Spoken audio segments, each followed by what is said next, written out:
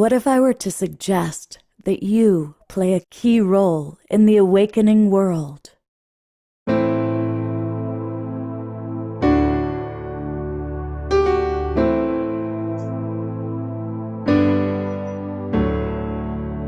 that you are watching this because you have heard the call.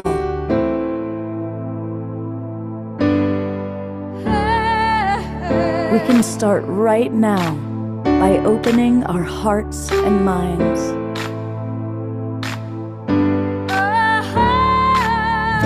Welcome to the awakening world.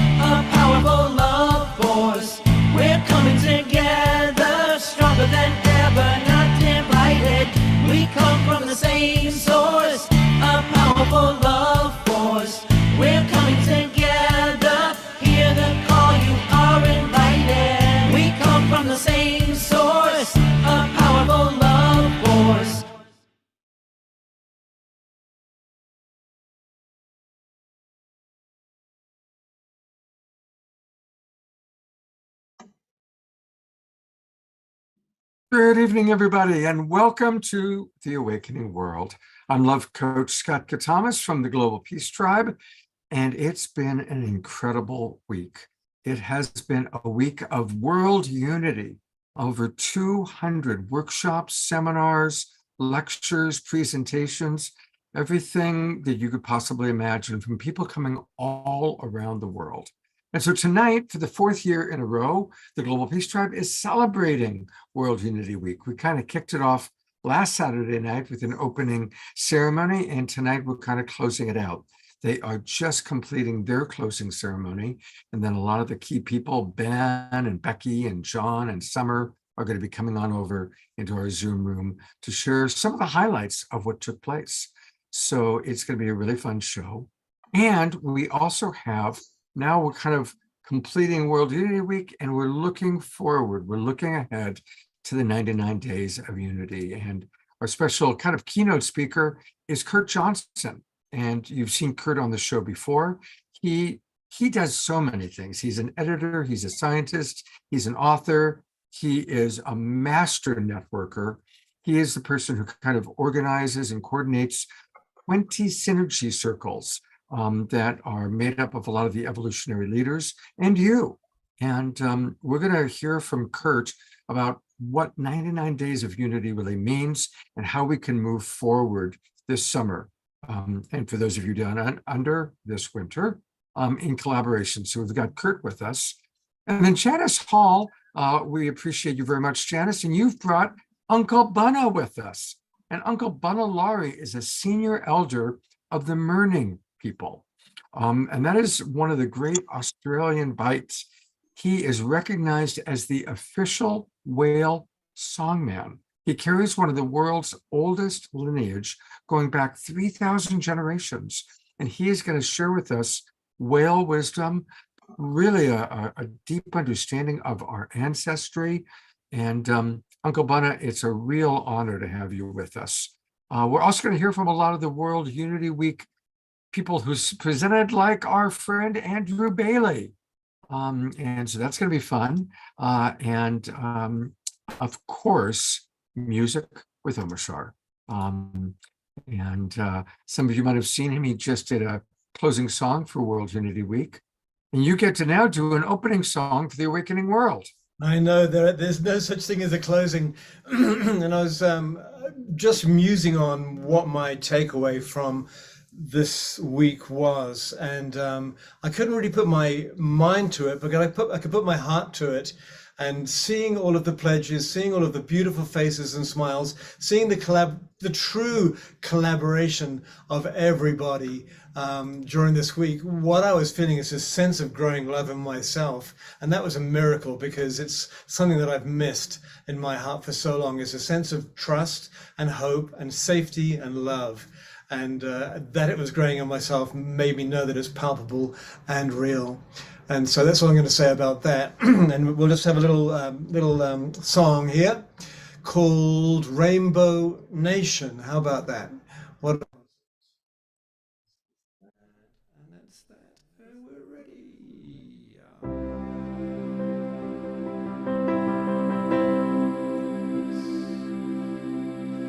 We are the heart of our world, the light in our world.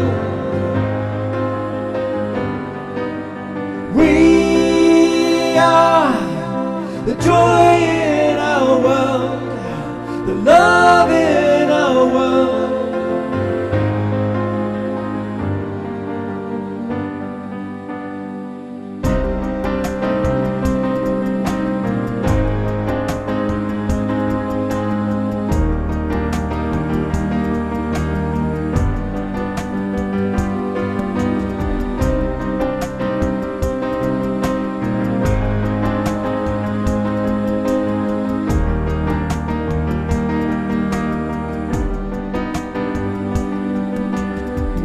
Are gathered in this nation, raising frequency, raising vibration.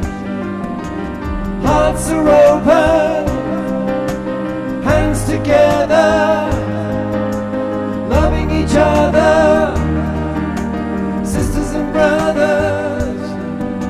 'Cause what we are is life in form, and light in form will lift us all. So don't give up on walking tall. The time is now, so heed the call, and wake up to the light of this new day.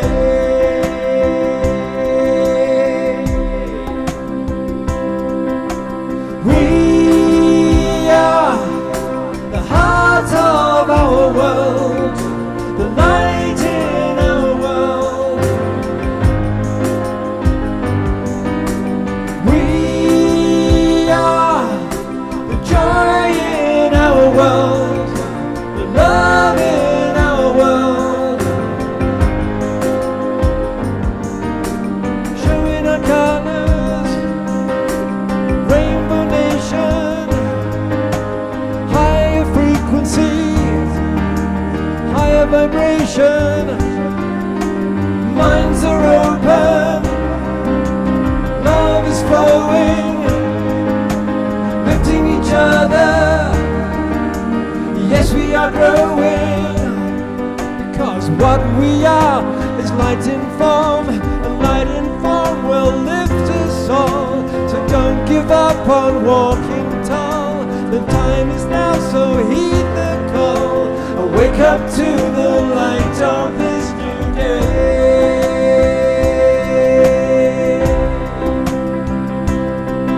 'Cause we are the heart of our world, the light in our world. We are the joy in our world, the love in our world. We are the heart of our world, the light in our world. We are the joy in our world, the love in our world.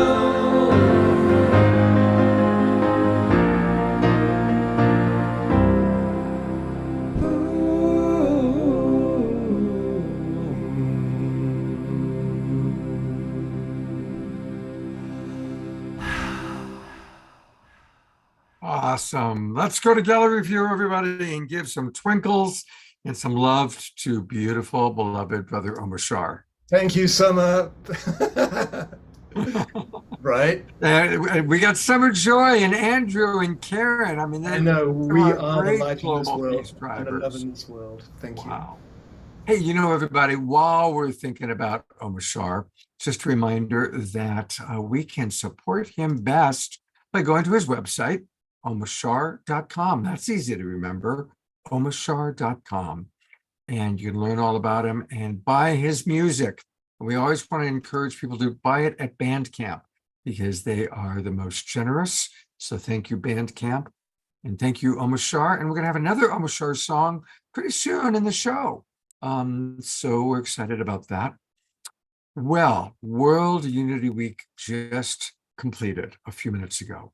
And so we want to hear from any of you, that includes audience members that had a powerful experience of World Unity Week. What took place for you? What's a workshop, a seminar that blew your mind? What's something that you didn't know or that you rediscovered? And I'll kick it off with one of the ones I really enjoyed. Obviously, there's a lot of hoopla right now about artificial intelligence. And there was a wonderful program just yesterday morning all about compassion and artificial intelligence. And they actually had, you probably have seen Sophia, the robot, and her creator, David. And it was fascinating, really learning all about kind of the process of creating this incredible, amazing artificial intelligence being that looks and has facial features and what she can do and what she can't. And it's total Star Trek. And I'm a big Star Trek junkie. So that was one of the things that I really enjoyed. So if other people have something they want to share about World Unity Week, whether you're a presenter or just one of our regular Global Peace Drivers, or even if you're brand new, raise your hand or put it in the chat box. Put in the chat box what you'd like me to read, or raise your hand if you'd like me to put the camera on you. And I'm going to put the camera on the person who got us off to the best possible start, and that's Summer Joy Raymer. I'm wondering who else participated in her amazing 24-hour dance-a-thon. Just before World Unity Week started, she, for the second year in a row, did 24 hours of dance. And I had her on my computer from the very start until the very end. I never hung up. And I'd get up at like 1 o'clock in the morning to, and there she was still dancing. And I'd get at 4 o'clock in the morning, and there she was still dancing. And I really appreciate some of you who did come in and dance with her. And there were people who came in and danced with you early in the morning. So Summer Joy, I'm turning it over to you. Tell us about your experience of this week. Well, I want to start by honoring the artistry of this. Isn't this amazing? It looks like a Kara Stonehouse. Yes, she just shared it like moments ago in the sort of continuation ceremony. She shared this with us, and I just really want to honor her incredible artistry and also just way she held space throughout World Unity Week. I'm just, so there's so many people that make the light of this art come to life. And I see so many of you here in this Zoom room, and I think there's just like an energy. I was just, John and I were sitting in our front on our deck yesterday having a fire, and we had Ben on Messenger with us. And I told Ben and John, I was like, I don't want this to end.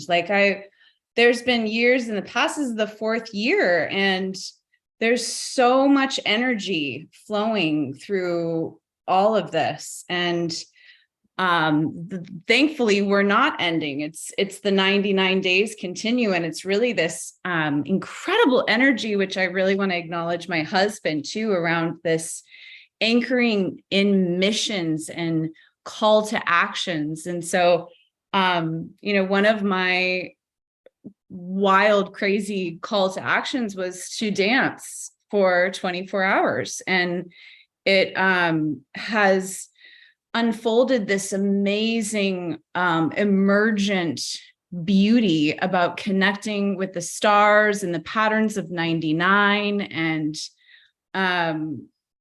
this, blossoming of recognizing the medicine woman that I really am, and also how much I love to help others do that in what it is their, edges are of what their wishes are for the world, and doing that from what I call the Garden of Joy. And so there's so much energy that comes in that space. And there were many people that are in this Zoom room. Dana, that is here. I think she's here. Andrew was with me. I just want to call out those of you that came in throughout the 24 hours. And even for like Scott and Karen, who runs the hub, like she would tell me that she was there in the room and sleeping. And I felt those even that weren't dancing, but they were present. Their energy was a part of it. And it was this, beautiful, sustaining energy that was the dance that, completed a week ago today. And there's just going to be a lot more of that in this space that I'm co-stewarding with Heather Elizabeth. Every 9 days, we're going to be offering little tastes of that 24-hour dance and making a momentum up to another one that we'll be offering just in the beginnings of what will be Peace Week in September. So yeah, you just, when you feel the call, like you started the Global Peace Tribe, right? You just never know what's going to emerge in this amazing new Earth rising. So Kristen Michaels just asked a good question. How did you dance that long without just being exhausted? How did you handle food and your body and all those things? Oh, you just make it work. When I think for any of us that have, I just, so many of the people that held the space, I don't think my husband slept much all week. Ben Bowler, many people don't think there's 10 Ben Bowlers and, 20 Becky Suziks. I don't think that it's, as crazy as it may seem, there's so many people that are like connected, which I would call the holo movement. And a taste of what's coming is, I think we limit ourselves more than we realize. And there's a lot more energy and life force energy, especially when we're listening to the deepest calls within, that there's energy there when we, meet that person that is going to, Omar Sharp was just talking about how he wants to meet someone to work on his record. And when you meet that person, right, it's just like, it opens up energy and possibilities. So, I prepared myself for it energetically, physically, spiritually, but it was really a deep, intuitive listening experience. So I don't know if I really answered it, but. Well, you gave us a taste. I'm imagining it must have been a spiritual experience. Did you have any kind of a, come to Jesus moment? All the time. That's kind of the story of my life. I'm a very, very spiritual person, Scott, and I'm deeply, deeply listening all the time. And, in those really, really later parts of the night when it was dark in my backyard and John had lit our fire and there were a few people in the room, there was just these like deep, intimate, but beautiful exchanges with people that were like in the 12th hour, that I felt like the great mother in the music, making eye contact, dancing, and just feeling kind of this connection to everything that felt like life was saying yes, yes. Yes, deeply spiritual. Dana writes, we are superhuman. And Maureen writes, passion equals energy amped. And Reverend Jeffrey writes, dance our lovolution into the world. Yeah. Well, Yeah. behind every superwoman dancer, there does tend to be a great man. And so I want to bring, he's paddling up in the magic canoe. He's putting down his paddle, is coming ashore. Perfect. Yes. Someone Yes. got me a bigger paddle. As the week unfolded, I realized I was going to need one. She got one. The canoe's getting pretty big, John. Oh my God, lots of room. Everybody's welcome. Summer is amazing. She is spiritual. And it's that sacred yes. Yeah. She You gotta did it. listen. She was going to do it. And she did it. And you're listening. I mean, so much of what you're doing as well, and inviting others. There are catalysts among us that are inviting us to radically collaborate. And I can see many of them in this room. I mean, Scott Katamas, you are definitely one of them. This fine, generous, like there's always, your circle always has an opening for more. Kurt Johnson, these people, Janice Hall, like I just think of these people and I'm just like, they're so catalyzing something that you want to care for, you want to be a part of. Ben Bowler, I think he just turned into the holy cow. I saw Andrew. I mean, these people, and I think that I just feel it's so important that it isn't just about praising or putting anyone up above anybody. I just really feel we are all a reflection of each other, and this is all possible within us. And I feel that's what the Magic Canoe is inviting us into, this belonging, to helping each other find our way home to a really beautiful place, For me, there's an important distinction I call authentic recognition. This is not about praise. This is really people that are willing to sacrifice. How many times did Kurt Johnson's name come up in that last session? That Kurt put the word out. That means he took the time from something he might have wanted to do for himself and did something to make other people's lives better. That's true of Janice. That's true of you, Scott. That's different. This is not a place to just praise.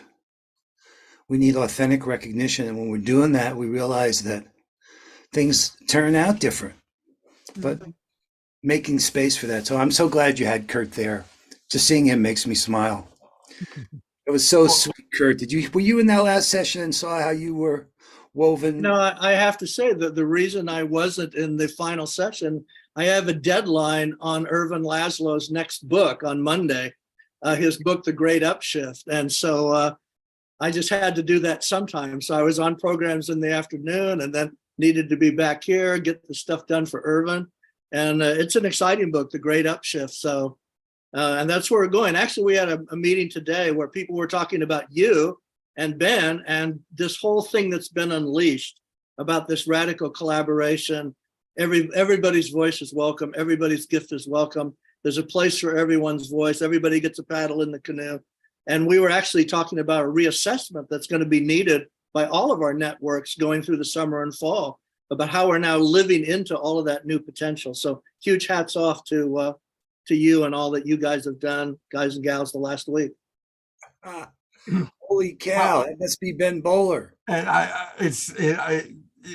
I'm a bit speechless here. So just to let everybody know, we're going to hear from Kurt in a few minutes. He's got a whole presentation for us. We're going to hear from John Raymer a little bit later in the show. John's going to tell us all about what's happening with 99 Days of Unity and how we're all going to collaborate. We're going to close everything with a dance party led by Summer. So we're going to have more Summer, a lot more John, a lot more Kurt. But holy cow, there he is, the man who, talk about not sleeping. Summer went 24 hours. You've probably gone 7 days, huh?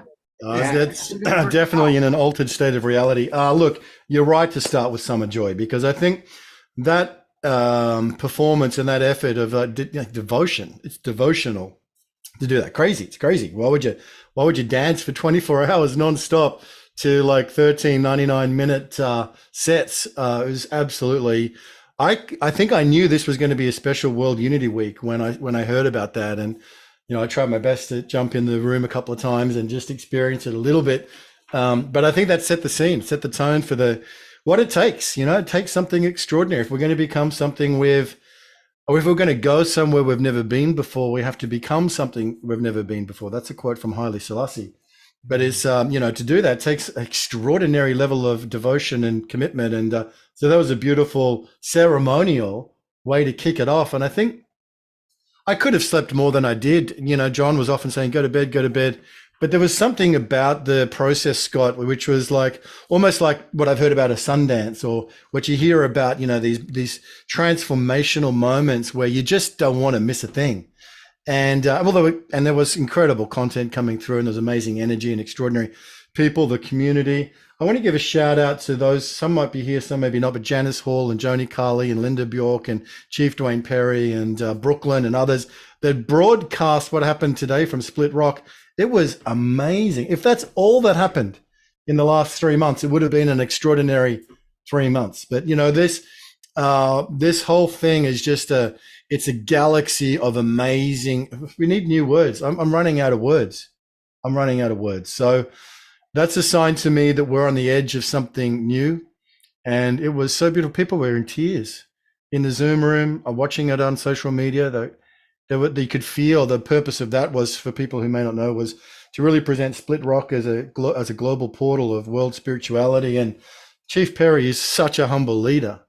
I mean, how could anybody get ahead of themselves when they're around people like Kurt and people like Chief Perry? And there's so many amazing leaders in this community. It's a godsend. I think this is an intervention. I don't know about for everybody, but I know at different points in my life, I've prayed for an intervention. I've prayed for an intervention, that we need divine help. And I've in very kind of raw moments, as a young kid and as an adult, like just reached to the depths of my soul, Scott, and prayed for help. And I think this is it. I think we are that intervention, and maybe that's the greatest gift of all, to do it together. So thank you. I mean, thank all of you. Thank you. Ben, and let's just take a moment to thank you, because you are the central organizing principle, and absolutely John and Summer and Becky and Arena and all the hub angels, so many people. But let's take a moment, everybody, and let's give an awakening world twinkle to Ben Bowler. This is your moment to receive that. So your moment to breathe it in and just receive our love, our appreciation for you. We turned him into a cow, everybody. We turned him into a cow. You saw the power of the awakening world, turning Ben Bowler into hopefully a happy cow. Holy cow. Cow. On a good day. Yeah. Thank you, Scott. Thank you, everyone. We love you. I'm going to stay. I can't leave, so I'll be around. I just want to enjoy Ben, the rest of the show. one question. Can you, either you or John, I'll bring John up, can one of you right now show people how they can find the recordings? So for example, I watched the Split Rock. We actually broadcast it out over the Awakening World. But so somebody is watching right now and they go, oh, wow, Chief Dwayne, Split Rock. How do I find that replay? How do I find that recording? Okay, John, there's a really easy way for the Room 1 ones, if I can here, Scott. Just go to worldunityweek.org. So from the homepage, just from the homepage here, excuse me if my thing's a bit slow. It's and then right here, this is just Room 1. It's not all the other rooms. And John can take you through how to find the other ones, but this is video on demand for Room 1. You click it. It's on the homepage of World Unity Week, and it'll take you through to the it'll take you through well, it's supposed to take you through. There you go. But if you click on that, it'll get you through. I think my computer is given up the ghost after 8 days of not being turned off. But that's how you find it. And they're all there. all right. Thank you. And John, I'm going to turn it over to you to show us more. I just put it in the chat, that link as well, to the one stream. Yeah. So it's there, and more is going to follow, because one of the things that we're learning is really how to make the most meaning and value out of this. So this link, Unity Earth's got this one stream, and you can go here and see what you missed. So that's one resource. There's a number of them. So also we're going to put up the recordings on the World Unity Week website. So you'll be able to go back to the room. And each of these events, when you click on them, we'll have associated with them the link to get to the recording. Right now it tells you who the presenters were, the Facebook event, but we'll add the recording link here as well. And the other thing I want to say that we're doing, and you mentioned the AI, Scott, we're going to summarize. We're going to take the transcriptions and summarize those transcriptions and edit those transcriptions. It's kind of a different pattern how people can gain access. So before they're being asked to listen to the whole session, here, this is what the essence of that session was. And I won't tell you, I've been thinking and using and appreciating this AI, but there's one important thing. It came out of my mouth today. I wrote it down. I think it's the name of the paper is AI doesn't care. AI doesn't care. And you know how I know? I asked ChatGPT, how would ChatGPT describe that phrase? And it's really important that we get that distinction, because we're all in a situation where we're got a new role here on Earth. We have a super intelligence available to us, unlike anything we've ever seen. But it's clear that, and AI will be the first to say it. So here, let me show you, is that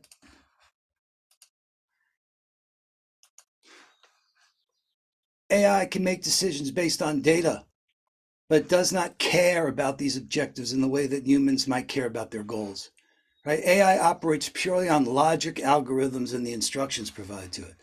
This is what's uniquely us, our caring for each other and for our world.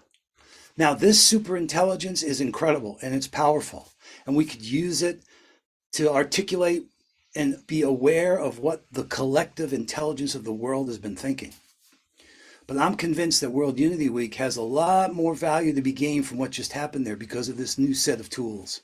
And Scott, you pointed me to one, right? Take a transcription from a YouTube video, tell it to automatically summarize into 5 points. It's genius, guys, but it doesn't care. And our role, we get beyond the words.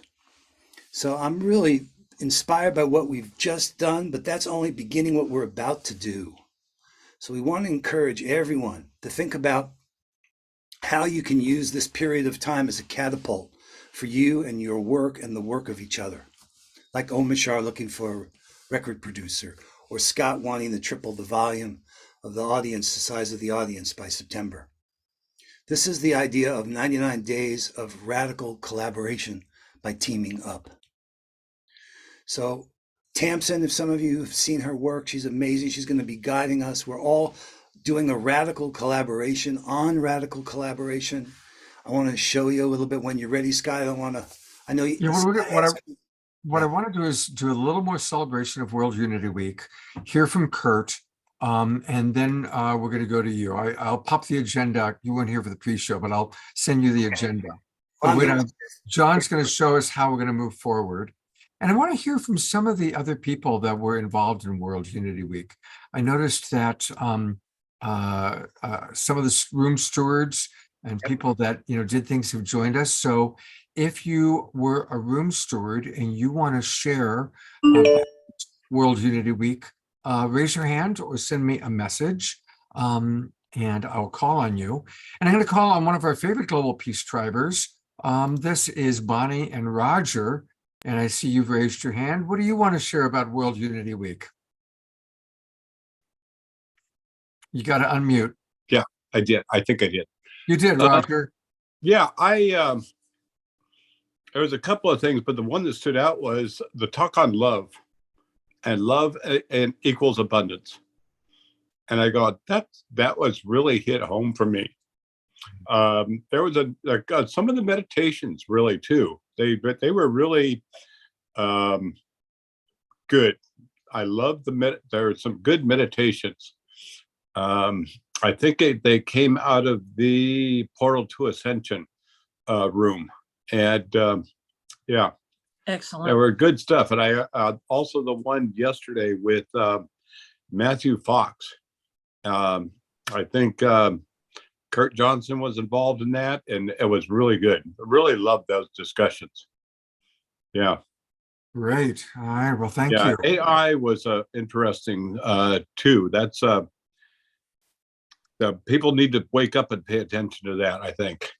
We're going to do an entire weekend of shows about AI. I'm collaborating with Deborah Giusti, Jonathan Robinson, Ismail Perez, Adam Apollo. We're going to do a whole weekend of August 19th about AI. So that's going to be kind of the awakening world extravaganza, if you will, to explore about it. But I really thought that the workshop or the presentation yesterday was quite interesting, really looking at, okay, can there be compassion and what's it going to take? And obviously it's going to take programmers that are compassionate to program the robots, the AI properly. I will later on show the bandana. Jasmine Bear is with that right now. Yes. Looking forward to the bandana that you sent us. Thank you, Bonnie and Roger. You're welcome. Right. Andrew Bailey, I'm going to call on you. Andrew, what stood out for you in World Unity Week? Well, are you hearing me? We sure are. Excellent. So yeah, wow, what a phenomenon. And as I think you know, I was on a race to get my teaser made for the In Search of the Future movie, which I got done on the 21st on the solstice. So that's beautiful. And we've got that's available for, and many of you on this screen right now are in this film. It's just a tiny little sampler. It's gorgeous. And the other thing we did, and Connie sends her love, her son's getting married tomorrow. So we're in Aspen, Colorado at a friend's home.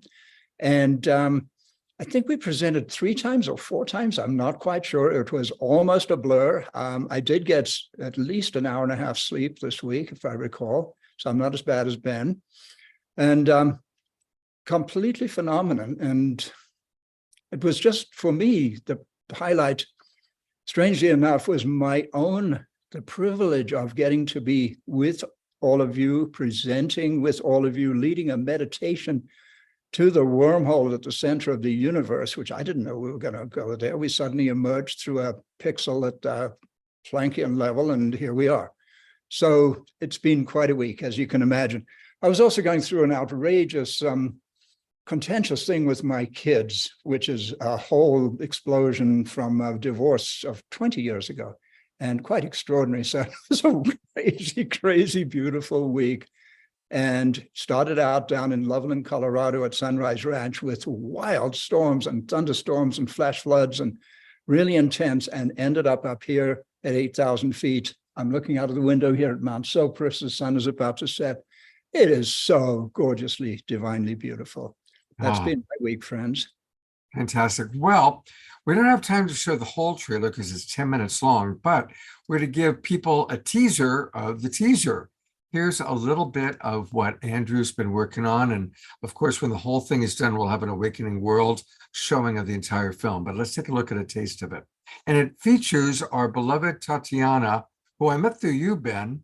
The Holy Cow is how I met Tatiana. And she's one of our favorite presenters. She's probably sung on this show now, I don't know, a dozen times. Anyway, here we go.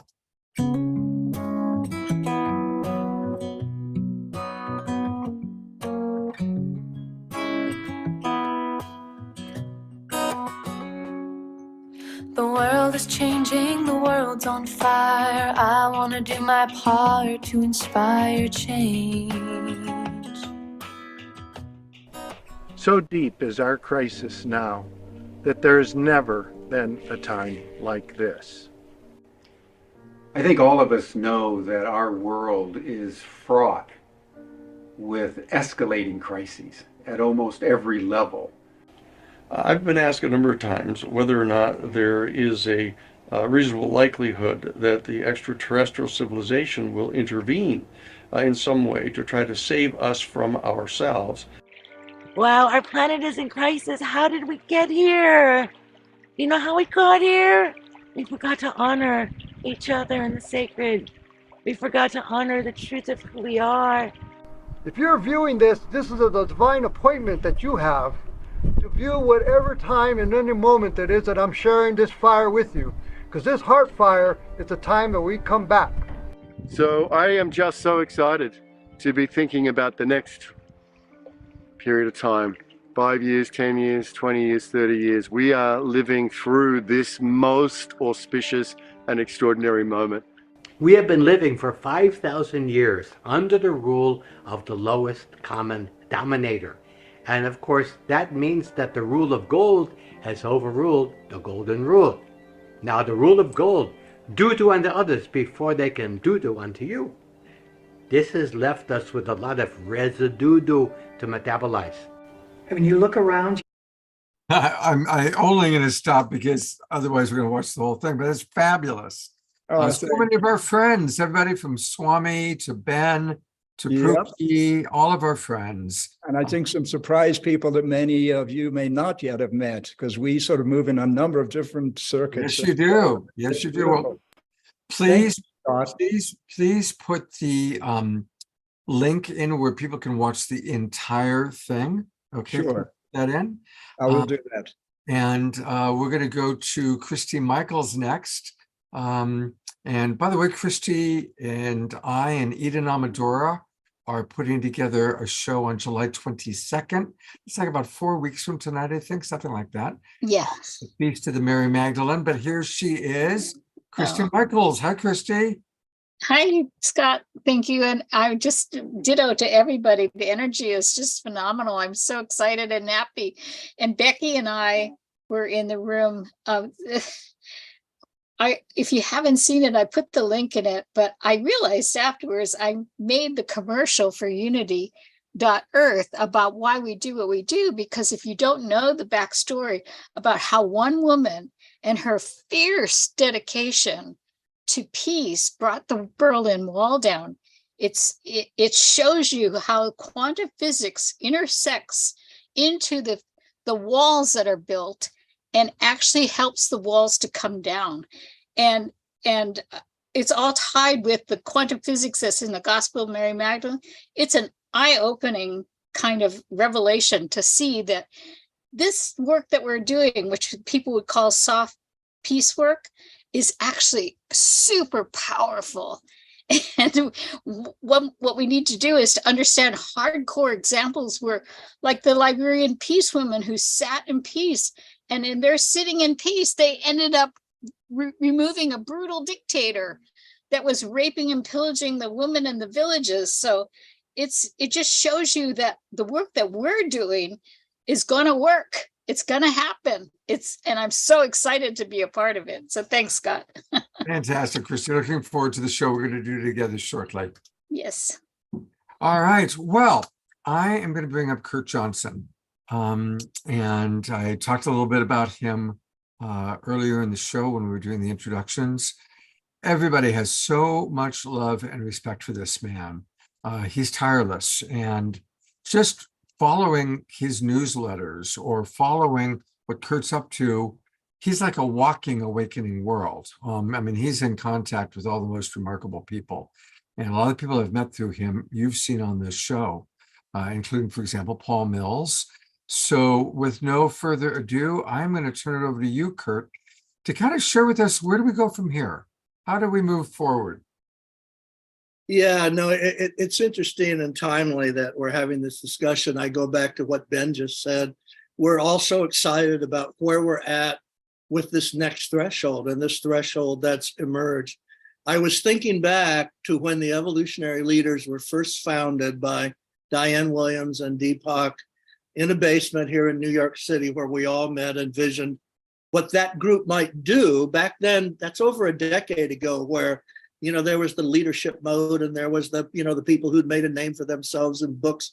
Very different than now, where there's this great pluralism, where all voices are welcome and have to be welcome. And then we have this great plurality now with this 99 days of radical collaboration. But back then, that group was asking, how do a group of leaders who are really at the ignition point of then this transformative vision, what can they possibly do together? And that forming of the original evolutionary leaders and their call to conscious evolution.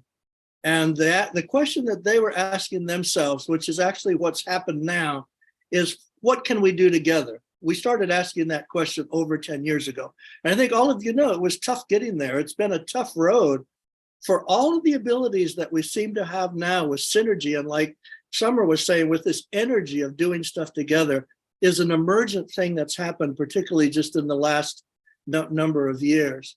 And so we went through a period of searching for that. And then about 5 years ago at the meeting that we had at Ghost Ranch, probably, significant because it was all done with Indigenous ceremony and a vision quest. And that was the beginning of us drawing colored beads and forming clans. And we made these commitments that these clans of leaders would work together to try to start something that would be this path of what we could ignite together. From that then came what we know today as the synergy circles. So 22 synergy circles in the evolutionary leaders on every area of engagement that you can imagine, from social justice to ecology to, you go through the whole list. And all of those groups very serious about creating their own events, their own initiatives, their own media about those passion areas, and emerging as an impact network. That's the term these days, how to be an effective impact network, to then emerge as an impact network across those areas of engagement. And of course, from that came Emmanuel Kunzelman, who you just saw on Cameron's video. His whole life had been dedicated to, let me make some money that I can put into a transformative movement. So he had achieved that goal. And then when he saw where the evolutionary leaders were going as an engaged impact network, he said, this is where I can put those resources. And from that came the Sedona event. So all of you know about the Sedona event, the Igniting the Holo Movement event. And I'll tell you, everything that we're talking about now, like the 99 days, and these were the ideas that got birthed by those conversations in Sedona, by the 80 to 100 leaders who gathered there, with the generosity of Emmanuel and with all the work that we put in to planning that. So what's exciting now, and it's incredible that before I came on the show, I said, I'm just going to make a list of the initiatives and really powerful initiatives that are out there already, even just from within the EL community and other communities. I had to stop at 20, that there are at least 20 major initiatives that have their own programs, their own infrastructure. Just to name some, the Holo Movement, World Unity Week in the 99 days, the Upshift Movement, Pro-Social World, you go through the whole list. And the excitement that Ben was pointing toward now is this challenge of what we're able to do together to build that network even into a more impactful impact network. So even this coming week on Wednesday, there'll be a meeting of all of the people that Emmanuel's reaching out to advise him about the structure and direction of the Holo Movement initiative. And we'll be talking about where that goes. Diane and Deborah and I, and you think we met today, and I was joking that, 10 years ago or more, it was in Deepak's basement in New York about what the evolutionary leaders might even look like. They didn't exist then. We were talking today about how the evolutionary leaders as a circle, because there should be nothing about us exclusively. The synergy circles aren't exclusive. They're involved with everybody. But really that we're going to have to reassess now how we serve that, how we water that plant, how we feed that fire, how we wait at those tables. I sometimes look at my job as coordinator of the synergy circles as been waiting on 22 tables simultaneously. And we've also talked today about, there's so much excitement about all the areas where we can engage.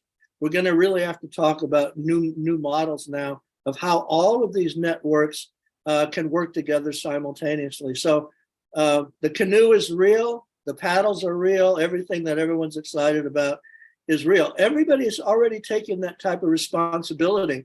Joni Carley, who's on, she does that for the thematic circle at the UN that's grown out of the Evolutionary Leaders SDG circle. Andrew Kane does it every year for Earth Day.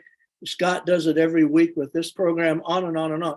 And of course, the goal that we all have is how we reach beyond just the echo chamber of the transformative movement and are able to take this one and only message that can really save the world, which is about the love and the oneness and the interconnection and the infrastructure of a world that can work that way, and how we get that outside the echo chamber of just the transformational movement and into the mindset and the energy of just everyday people in real time in real places. So it's exciting, and I think everybody's pumped because we really think that we're on the verge of something that's impactful to that next level. So that's kind of a nice homily if I was preaching like back in the old days. But I think that's what we can all be excited about. Coach, can you go through how people maybe show the Synergy Circle webpage and how people, which ones people can join or how people can find a way to get involved? Yeah, absolutely. What I'll do, I'll put into the chat the Synergy Circle webpage. There's also a newsletter that we do that's very elaborate and very nice that tells what everybody is doing. We're just working up one now that's post-World Unity Week and post-Sedona, because the Synergy Circles now have enrolled as hold-ons in the HOLO movement. There's over 20 projects from the Synergy Circles that have registered as hold-ons. I have no idea how many other hold-ons from people that aren't in the Synergy Circles. And yes, so you'll need to, be in touch with me, but we're going to have to rethink this because I can't wait on more than 20 some tables at a time. And we're going to have to see how that grows. One of the big adventures that we're going to be moving into now is how we maximize how we're able to work together and make that combined impact. So I'd say that's where we're at now. And I would say probably 2/3 of the Synergy Circles are open circles. They're all self-governing. They're all independent associations. They all make their own rules. So some are open to everybody. Some are more restricted because they have certain goals that are more narrow, but that would be the way to go. Does that make sense? Absolutely. The Synergy Circle that I know sometimes you come to that I'm most involved with is Artists Catalyzing Evolution. Yeah. And Kristen Hoffman is kind of the key facilitator, also Keishi Chai. And it's all people talking about their artistic expression. That particular Synergy Circle has been up until recently closed, but we've agreed that we want to expand it out a little bit, add younger people, people of color, really kind of, expand out that way. And I know that a lot of the Synergy Circles are really wanting to, expand reach so that we're bringing in different cultures, different races, different generations. Is there anything you'd like to say about that? Yeah, we really had the sliding scale of letting a founding group really get its feet on the ground first and then decide how to open up. And even if we then had more than one group that had a duplicated passion area, or we had just the reality of more than one inspired leader, we said, just set up several, just turn everybody loose. Don't try to cooperate too soon where you're going to argue among yourselves. We're going to do what you want or do what you want. Just have everyone start. And then as those mature, like Scott just said, like that the ACE group is, how do we open up now and keep the same amount of direction and cohesion and serving purpose that we've made, and then go to that next step? What I'm excited now about the artist group, and you may not even know this yet, that there's a discussion now. There are 6 Synergy Circles that have video series at the Evolutionary Leaders YouTube channel. Another way to try to get the word out beyond the choir. And we're talking about one now with regard to the divine feminine and the divine child, even based on filming that we started doing at Ben's LA Convergence.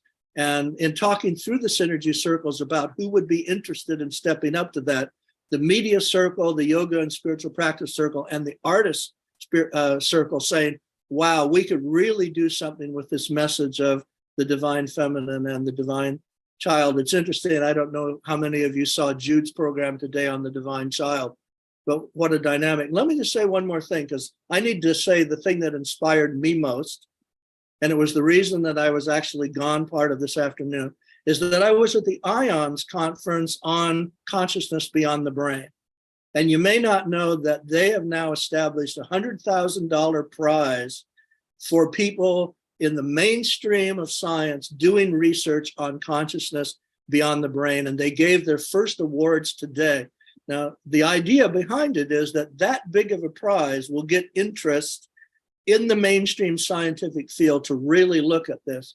one of the reports, and from Donald Hoffman, I think you know his book, The Case Against Reality. What a great title. But he gave this program about, he said, in the future, and I love this, science will understand that magic is real locally.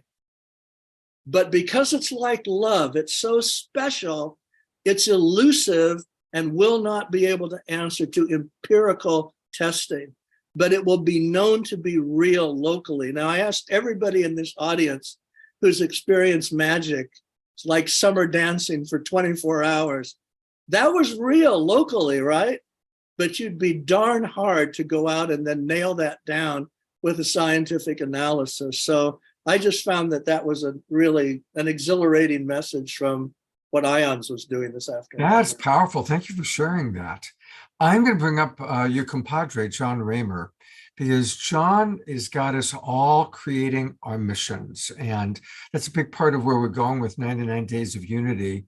And John, I'm going to have you do a big talk about the missions after we have our next video. But while we've got Kurt here, let's use Kurt's mission as an example. And I've pulled it up. And so tell us a little bit about this Missions 2023 program, and specifically Kurt's mission. Okay. So here's the deal.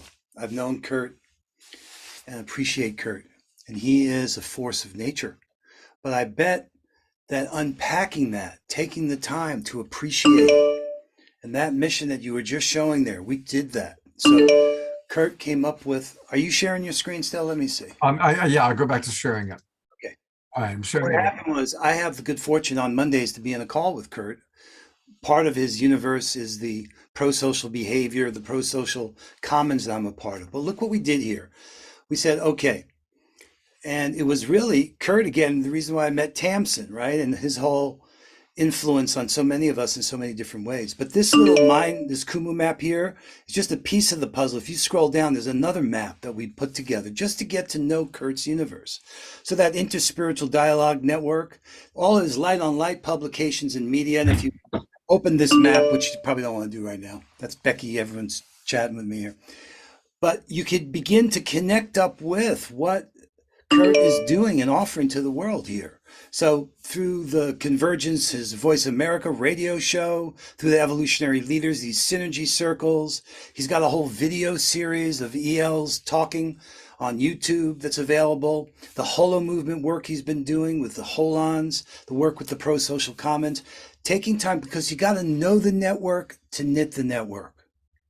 And if we could make some time for each other, there are a few amazing resources here that Kurt is stewarding and caring for. And the vision of this mission was, let's take the time to know that. And Kurt is one of the co-creators of this radical collaboration on radical collaboration. So he's a part of what we're doing in this conversation about what does it mean to be teaming up?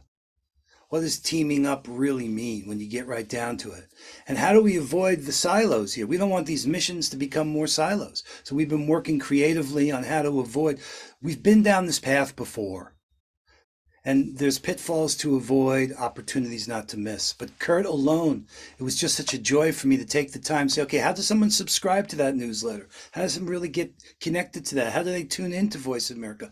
If you follow that, you will learn how to do that. That's what that map is intended to do. And that's part of us knowing each other, appreciating each other, knowing our gifts. This is the joy of this space, is we can pause a little bit and appreciate. Yeah, and I really have to say that's the whole team at Light on Light, Bob Atkinson, Sandra Simon, Karuna, those of us who first created the Light on Light magazine and now the Light on Light books. And so it's just, what to say, exciting. You know, Ben and I were side chatting about you, Kurt. I just said he's one who makes the time to make others' lives better. There's an interesting thing, like you said, that, I'm so happy. Kurt, all right, hold on. I don't try to talk over that. I just wanted you to appreciate that kind of sacrifice is what I so admire and respect. Your willingness to take time. He said to me, well, it was Kurt who introduced me to Kristen. I didn't know that. So that kind of caring for the whole, that's the behavior that I look to be more and more like. I want more and more time for caring for each other. Just want to thank you. You help us grow. You help us live. Well, right back at all you. And when I was talking over you and you were talking over me, I was telling the story of Brand Earth. What's really amazing in the sense that I met Tamsin through David Sloan Wilson. And then because she's a great scientist and, pioneer in biomimicry, I'm an evolutionary biologist. We all met what became the Pro Social Commons group every Monday. We met in a chat session after a Jim Garrison Humanity Rising program. And we decided that was such a great conversation. Let's get together every Monday. Started with 5 of us. Then when Pro Social came along, and then Harry Uvegi and Eli and the whole group that then became Brand Earth, they were a part of that original 5, Kurt Kruger, blah, blah, blah. And so then when the Pro Social Commons came along, birthed by Pro Social World, when they got $3.9 million from the Templeton Foundation, we said, well, let's just put another hat on. We're meeting every Monday everywhere anyway. Let's just put on the Pro Social hat. And so everybody here knows about serendipity. And if you actually go to the Synergy Circles webpage, there's a motto there that says it's the serendipities that create the synchronicities, and it's the synchronicities that create the opportunities.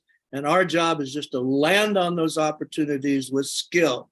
And that's what John has done. That's what Scott does. That's what everybody does, is you've allowed that magic to happen. Then you've identified the opportunity, and then you've built on that skillfully. So you've built the canoe, and Scott's built Awakening World. We could go through the list of everyone here, that everybody who's followed that path, and that's magic. So these are tales of synergy from the Magic Canoe for me.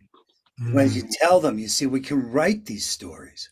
We've had these experiences, but look at that story that you just told, that bridging those connections. I mean, you can almost see it, right? And that's what makes it real for us. So yes, that's what we're doing for the next 91 days and beyond, is let's see how far we can propel ourselves forward as we shift from pitching to pooling, as we're realizing that we're all, are endowed with great gifts. We need to get to know them, and we need to share them. Thank you. Yeah, and Rian Eisler's research that shows that the brain and our pleasure center of the brain lights up more when we're working with others and serving with others than when we're taking something. Absolutely. This type of co-working is exhilarating. There's no doubt about it. It's truly exhilarating. And that's where that pleasure center then lights up. And I'm sure that's what Summer was experiencing as she was dancing for 24 hours. Then her pleasure center in her brain was going ka-ching, ka-ching, ka-ching. So, my mentor, Marshall Rosenberg, one of my favorite quotes from Marshall is, the greatest joy in life is being of service to others. The greatest tragedy in life is when you don't know that. Oh, that's brilliant. I won't forget that. All right, you guys, it's Saturday night. We got to have some music. All right. So, what I'm going to do, because there's a lot to absorb, John's going to be back in a little while to talk about how we all can create our own missions, what 99 Days of Unity is all about. But let's go back to our beloved Kristen Hoffman. There's a name we've heard a lot over and over and over all week long. We all love Kristen, and this is her brand new song. She previewed it on World Unity Week, and then you're going to get a chance. We're going to see a lot of the audience. So here we go with a really special video from this week.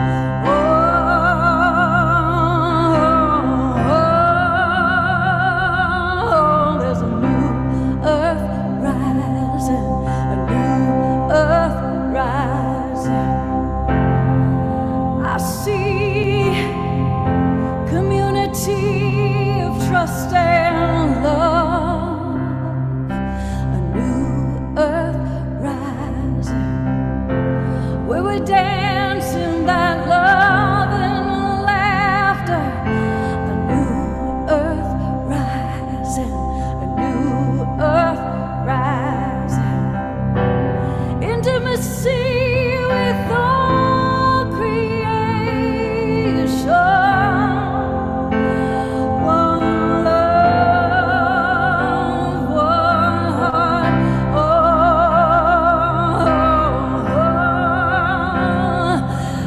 There's a new earth rising, a new earth rising.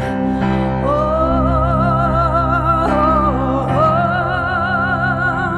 sister, there's a new earth rising, a new earth rising.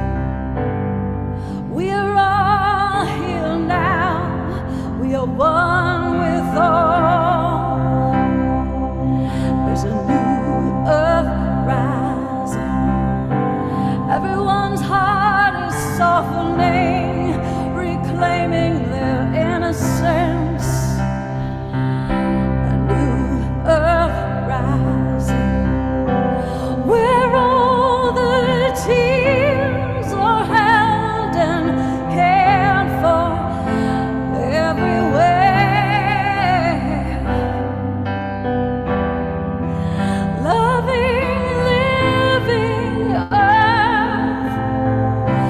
All it takes is trust. All it takes is trust. Oh,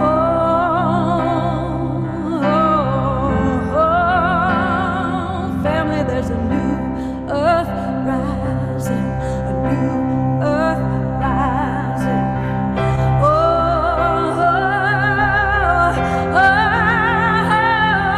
There's a new earth rising, new earth rising. Sisters and brothers, humans, trees and rivers, trees and those rivers. Oh, love is Lord, abundance, generosity, and gratitude. It's difficult to encapsulate it all, but we do our best to call forth the heart. We're anchoring the feelings of gratitude. Lift them up, lift them up, lift them up. Wave your flags of one humanity in the air. Oh, sing with me. Oh, there is a new earth rising, a new earth rising. Oh,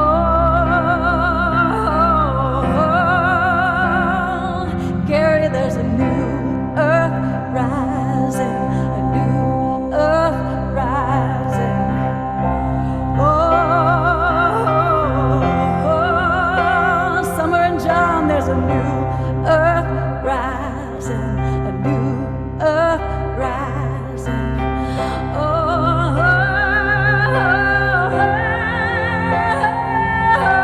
new earth rising. I see Patricia lifting it up, and Olivia, and Karen, and Danalia, and Linda, and Emily. We're lifting it up, lift it up, lift it up, lift it up, lift it up.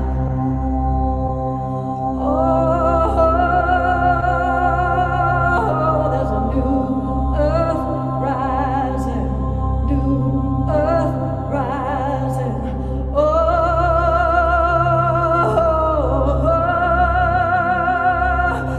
there's a new earth rising, a new earth rising.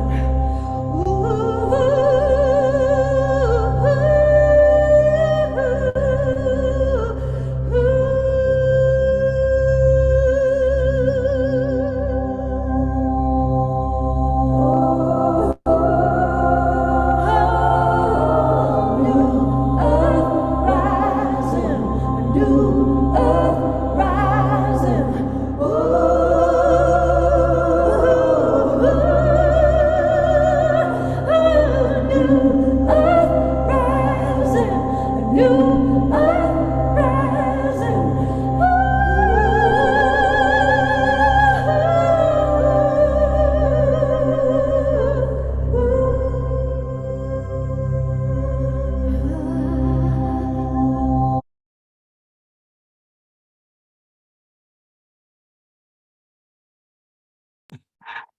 I loved watching all of our Zoom roomers moving and dancing. That song, every song she does is so incredible, right? Oh, God, that woman.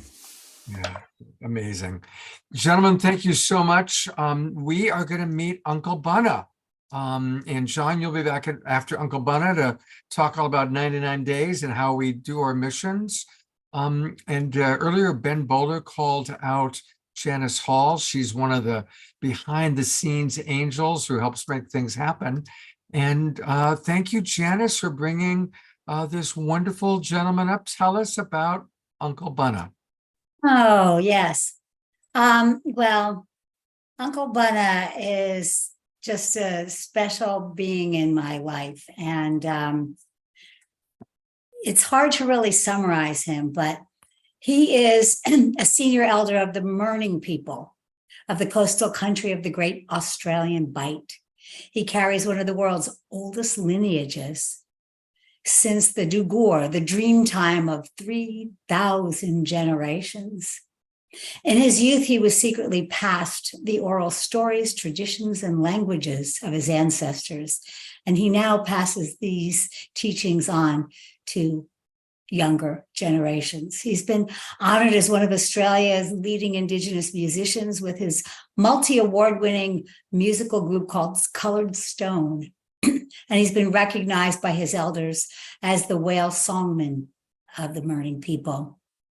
His Mirning family are the whale dreamers of the world's greatest whale nursery and sanctuary, which he tirelessly works to protect, now in great grave danger from oil drilling, which he'll tell you about, and which I long to have you all support.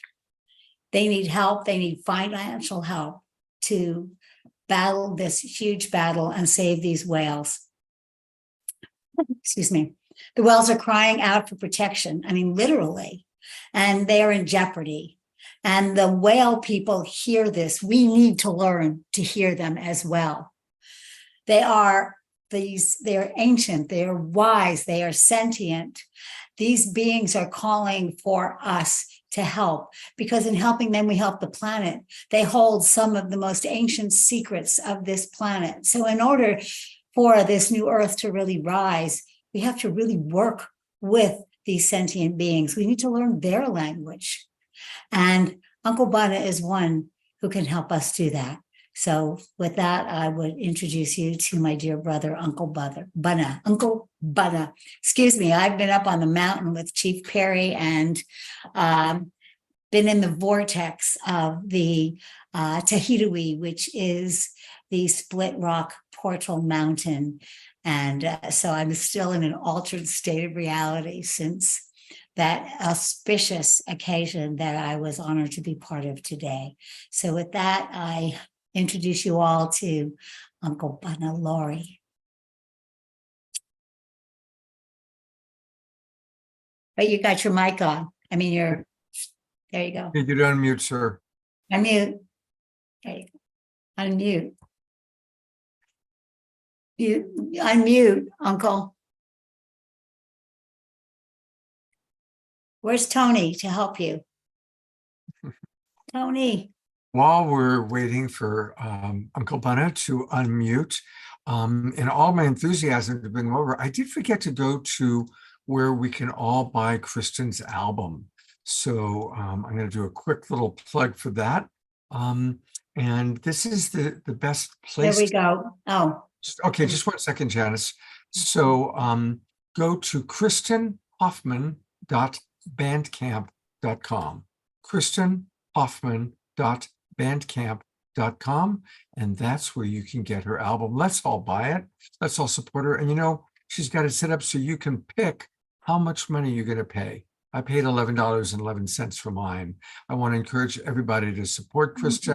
Get this amazing album that she spent 7 years working on.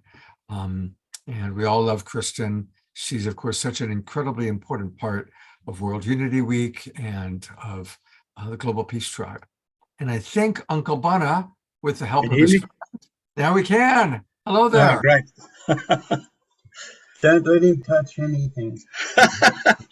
I'll say when you again, when you on my running language means hello, welcome, greetings, and when you get to understand that, you get wisdom, you get knowledge, and that's in our language. We have lots of our words meaning lots of things. So Gunmanira is our tradition of sharing everything with other people, and neighbors and clans, and even the whale. So the whale is it's a family. It's a family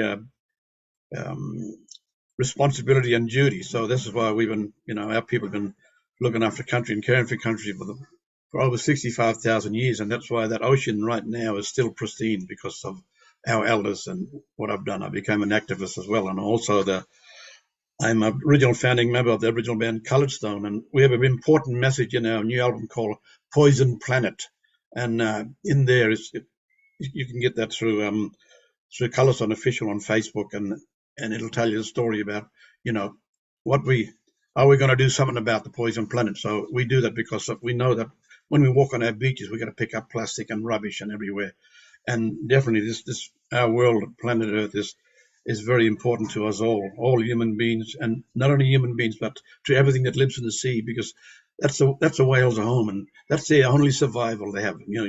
If you can find another planet that's got the ocean, well, then you're going to have to transfer it and transport all the marine life to that planet, which is probably 7 years away. 7 years to return back, then you have a big vessel.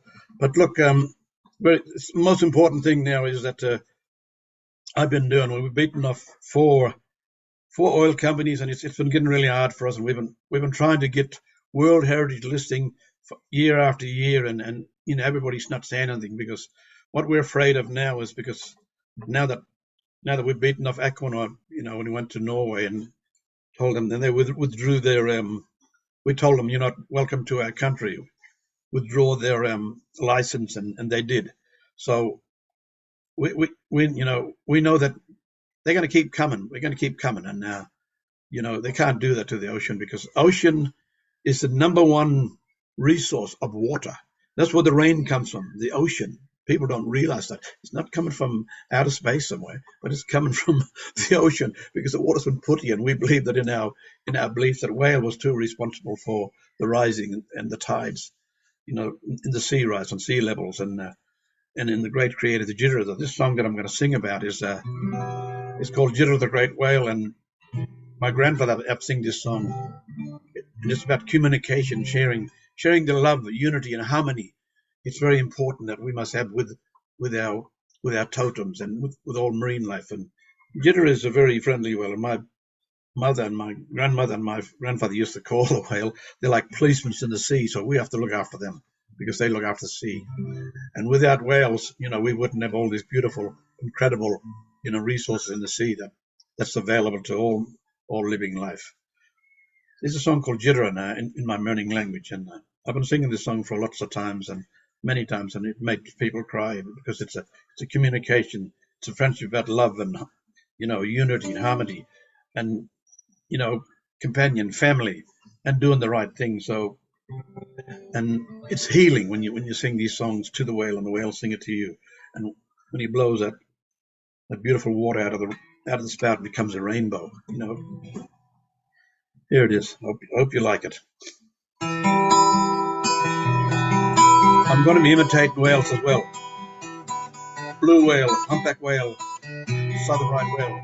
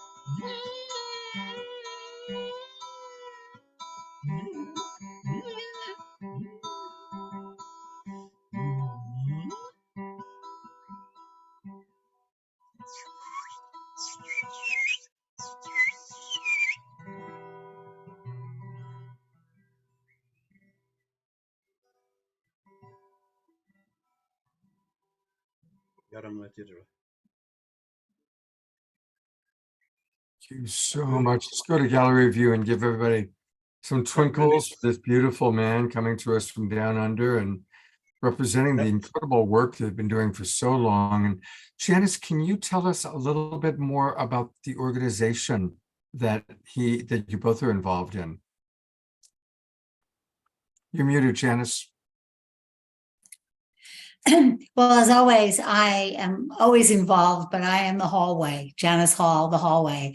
So I'm just the channel, the connector from Uncle Bunna to you and his people. I think it's best for Uncle to tell you how you can support him and what is their next steps in fighting these big oil companies that keep coming back, because there's no time for this fight anymore. The whales are being destroyed all over the planet. Although something good that just happened the other day was that Iceland has put their foot down for this, the big company that was allowed to still kill whales. And so the whales are rejoicing that now can go through and around their migration path around Iceland. But let Uncle Bunna tell you more specifically what they do and what they need. Okay, Uncle Ben, and I'll also go to the murning.org website in a moment. Yes. Yeah. All the birds are singing right now.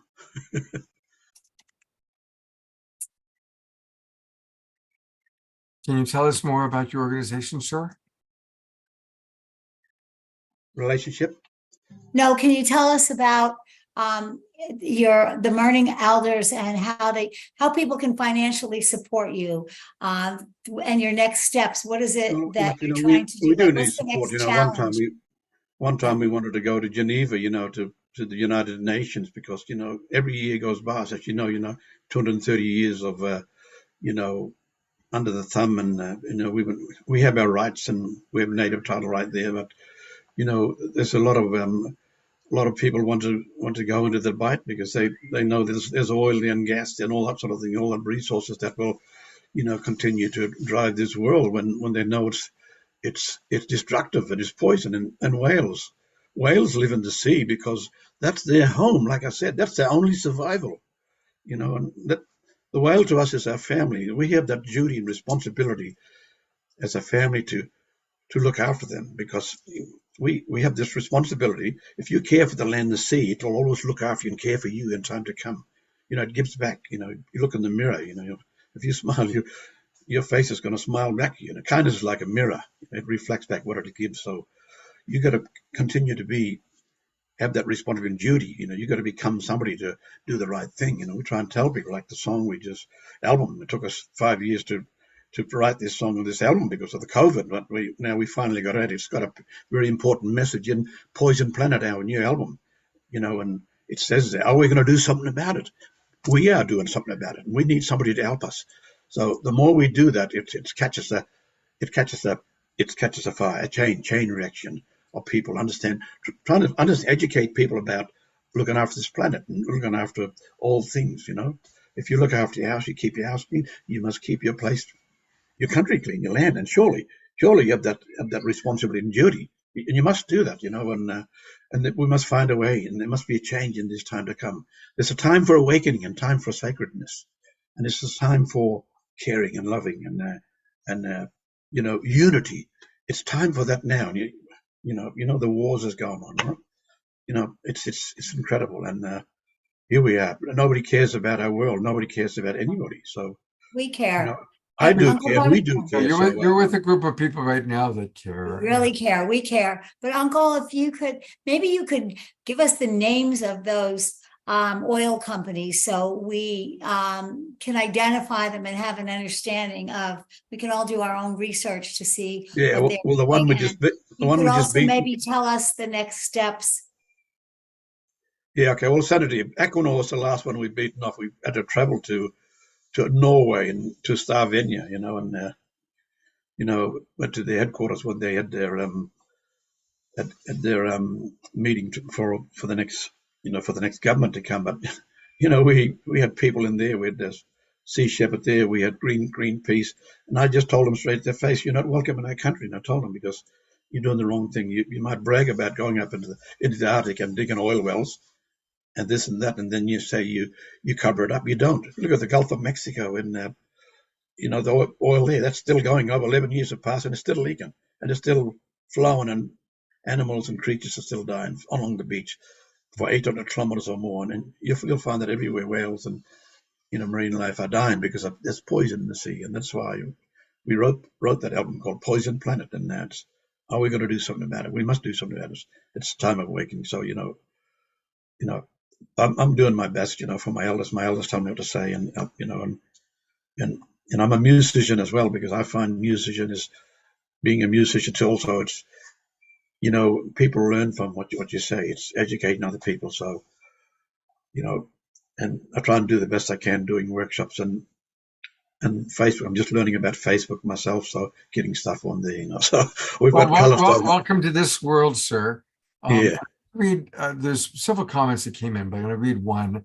It's from Ayada, and she writes, Uncle Bunna, thank you. I am both stunned and filled with joy from the extraordinary whale songs you just shared. My heart feels so full knowing that you sing with and to the whales, and he hears back from the whales as well. So here's the website. Here's how we can support him. Go to mirning.org. That's Mirning, mirning.org. And that's where you can get all sorts of information about what they're doing, about the stories from the whales, the albums. You can click for a beautiful story here. It's a really lovely website. I enjoyed looking at it earlier today. And this is how we can support this wonderful man. And sir, welcome to the social media world, and welcome to the Awakening World and to World Unity Week. It's an honor to know that you're out there. And thank you again, Janice, for And also, Scott, just one more thing. Sure. Our music, Poison Planet, is available on through from Universal Music, and also you can find it on Colored Stone Official. And on what, sir? Colored Stone Official. Colored Stone Official. You'll see it on Facebook. You'll see Bunalari Official. You can download those albums like Poison Planet, and we have 10 albums out, and they're all remastered, and lots of good message in those songs about love, care, and harmony, and caring for the ocean, the rivers, and everything. So we write about songs. We're trying to educate people it's trying to wake them, and like we say, it's a time for awakening and time for sacredness. So music is a medicine, and it's healing as well. So and we believe that, and that's the thing is important. And love, love, unity, and harmony. One of the main things we must not only share amongst humans, but all living life on this planet. We have to be kind to all beings on this earth, because there's, like I said, there's only one planet Earth in this whole galaxy and whole cosmos.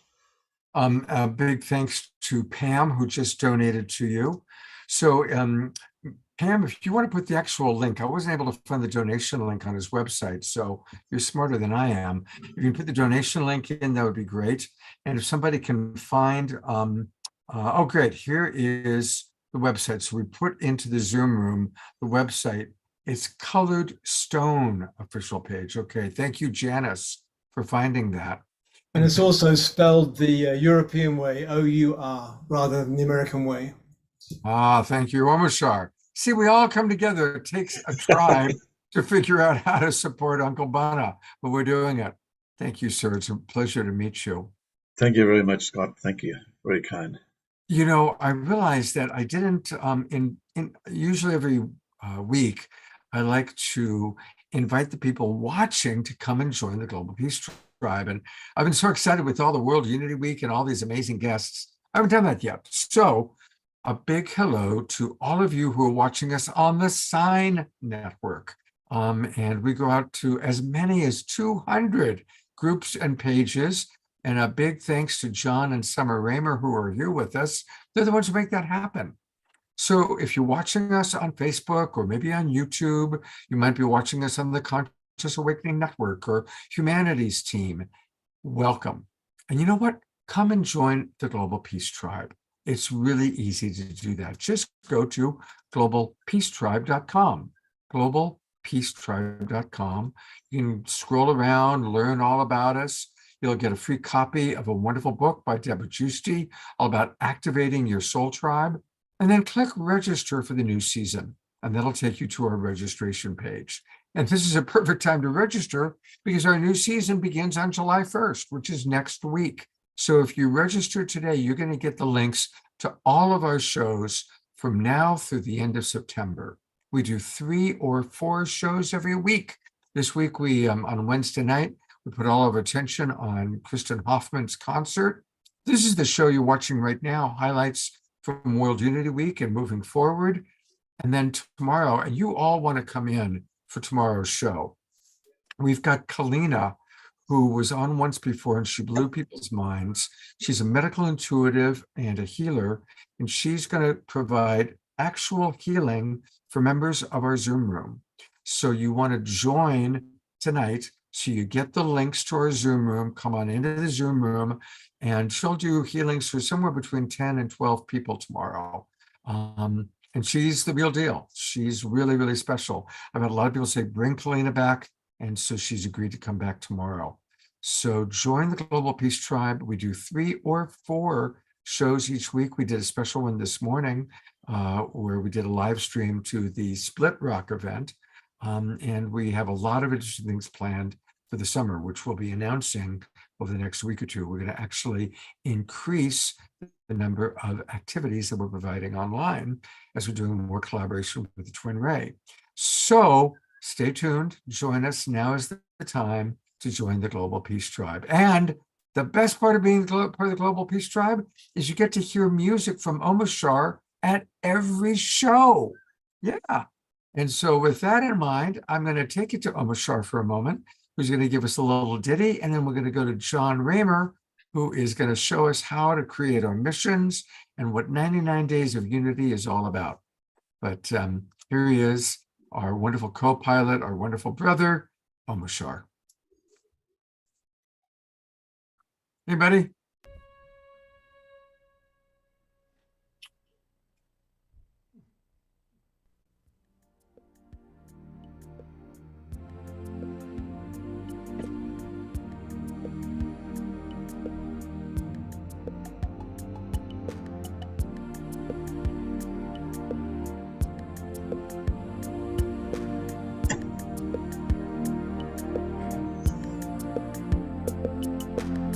Sometimes it feels so hard to move along, saying goodbye to yesterday. Take heart, my friends, there is a new song bringing us back to our homelands. When something troubles you, just call out my name. I am the one who loves you. Be still within. Hear what I say. Give me the chance to be with you. We are one heart, one mind, one soul, working together to heal. And there are no walls between us now. It's a celebration of union. So when you're feeling down and on your own, take a look around. I am in everything. Give me your burden, walk into my arms. I will lift you up, I will hold you. We are one heart, one mind, one soul, working together to heal. And there are no walls between us now. It's a celebration of union.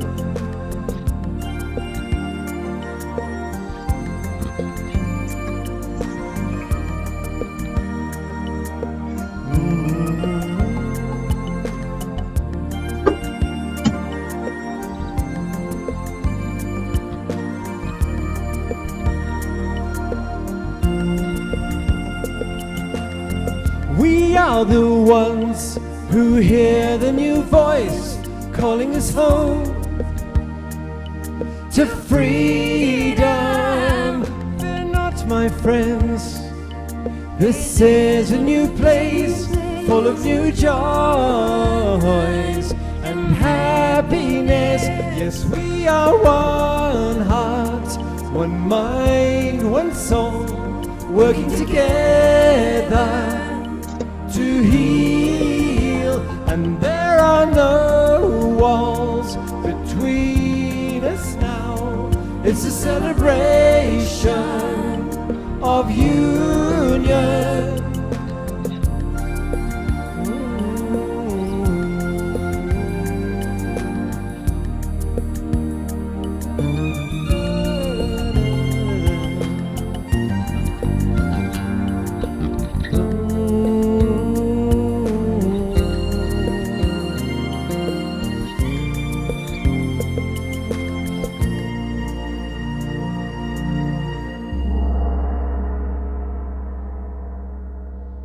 Wow, I like the gong effect. That's pretty cool. Gone with the wind. It was good. It was good.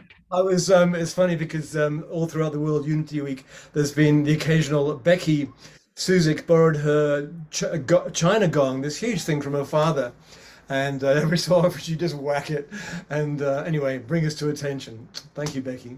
I did get the gong experience earlier today from her, and it was quite like, whoa, where is that? All right.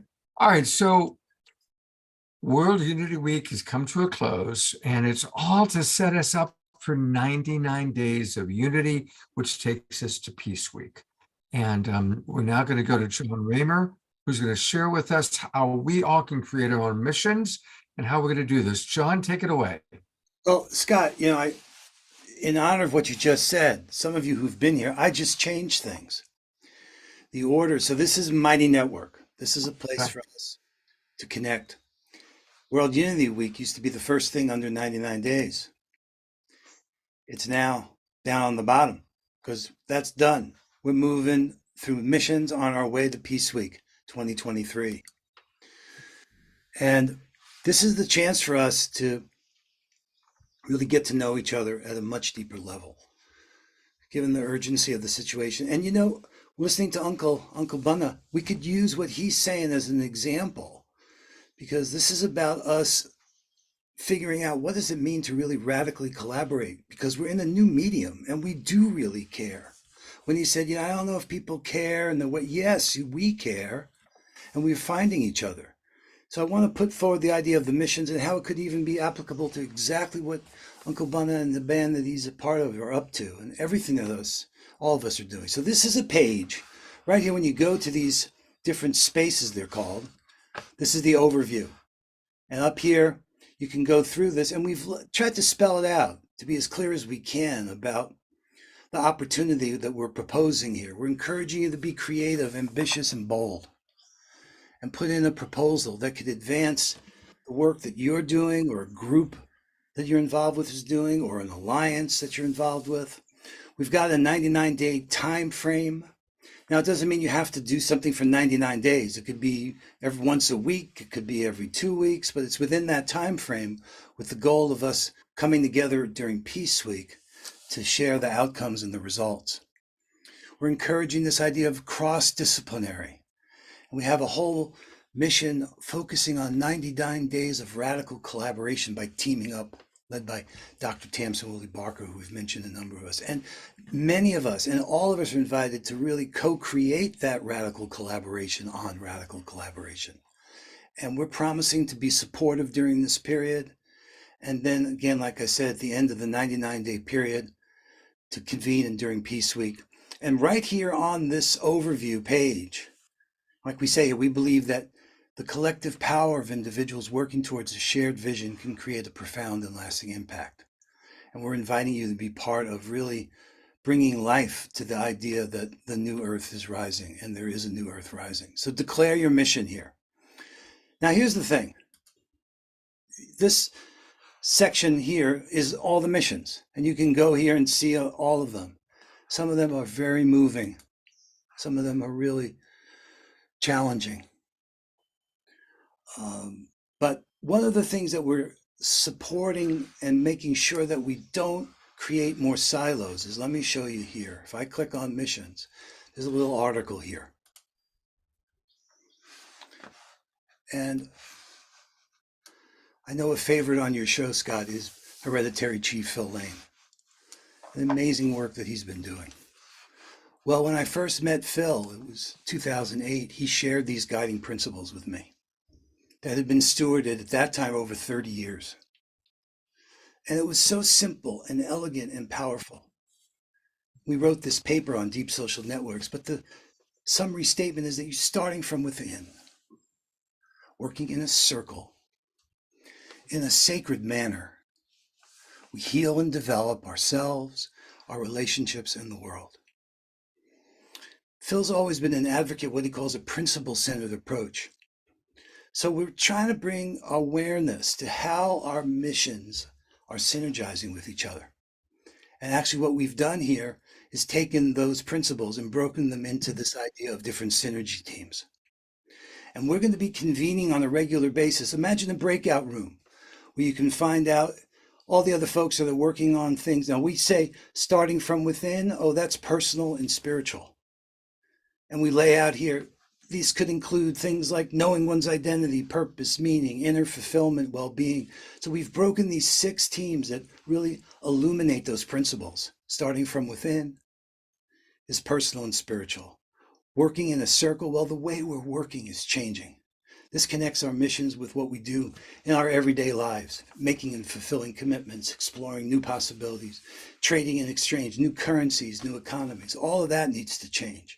So if you're, and this spells out in here, the kinds of concerns that missions related to that will meet.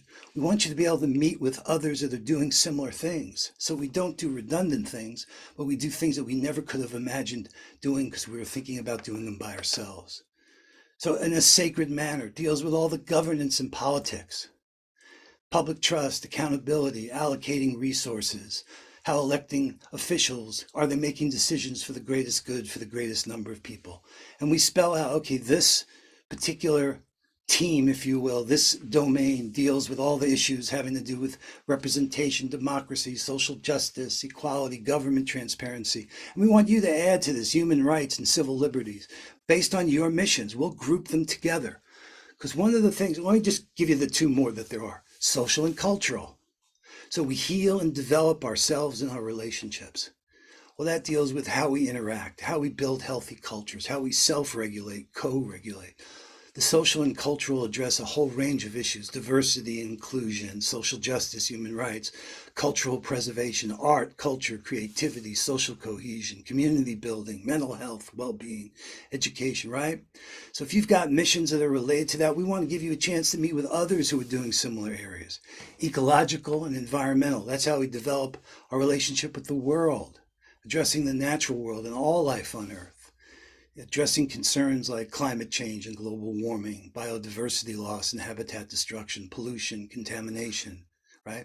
And then the 6th realm is the holistic. Those initiatives and missions like the Global Peace Tribe, like Unity Earth, that are dealing with the holistic idea about systemic change.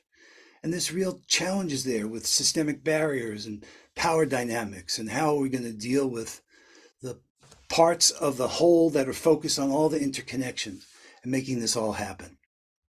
Our dream is that we become a deep, beloved network of networks that has influence in the world, that can actually make change happen. And we think that knowing what is ours to contribute is part of what a healthy community can do with each other. Identifying and leveraging our unique strengths, expertise, resources to benefit others. This can involve sharing insights, providing support, collaborating. The phrase, know the network to knit the network, emphasizing the importance of understanding individuals and organizations within our network. Just tonight, we got to see introducing Emmanuel and Laura and Purpose Earth to Brand Earth. That was like historic. So in summary, trust building, cultivating a deep social network of networks, understanding each other's offerings, and actively contributing value are all vital components for fostering collaboration, driving innovation, and achieving mutual growth within our network. This is the new Earth Rising. So it's a starting point. It's not intended to be anything other than a draft. See if the missions you're doing fit there.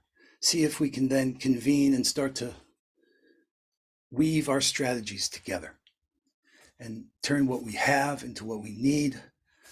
Know the network, like your dream of tripling the audience, right? This thing about sacrifice.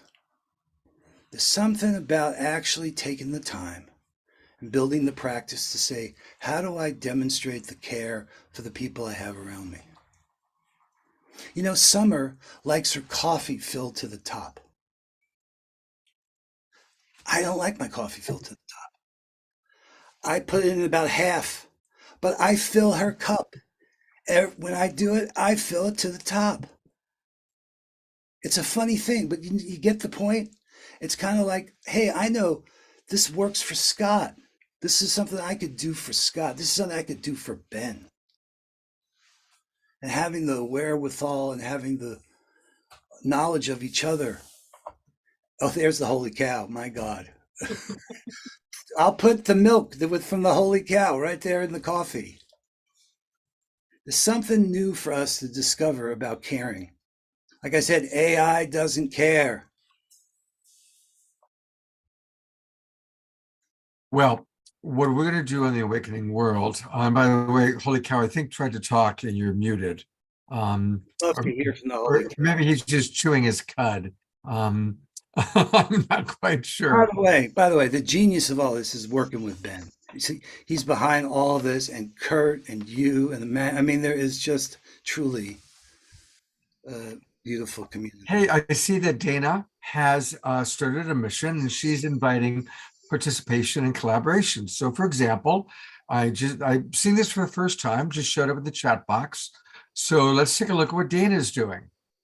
Dana is anchoring divine light and the energies of Lemuria through sound.